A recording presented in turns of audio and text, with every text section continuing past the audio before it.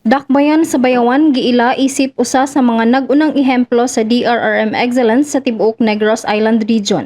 Kaniadtong Marso 23, 2026, formal nga gipasidunggan ang syudad sa Regional Disaster Risk Reduction and Management Council pinaagi sa Office of Civil Defense sa usa ka seremonya nga gipahigayon sa Southview Hotel, Dumaguete City. Ang maong award personal nga gidawat ni Honorable Felipe Santiago Jr. uban kang local DRRM officer Engineer Edward Ryan C. Torreda ug local DRRM officers to Jonah Jane Martinez ug Ted Gaitera.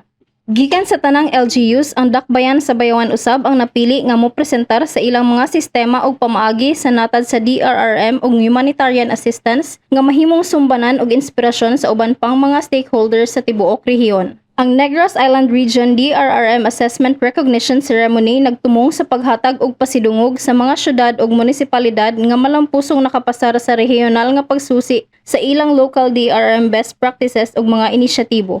Ang maong recognition nagpamatuod sa dedikasyon ug lig-on nga pagpangulo ni Mayor John T. Raymond Jr. kauban ang konseho sa pagpalambo sa mga inisyatibo sa disaster risk reduction and management aron masiguro ang kaluwasan sa katawhan. Kini nga pasidungog gilauman nga maghatag og dugang kadasig sa tibuok buhatan sa City Disaster Risk Reduction and Management sa pagpadayon sa ilang tinuuray ug dekalidad nga serbisyo alang sa katawhan, ilabi na sa panahon sa emerhensya o kalamidad.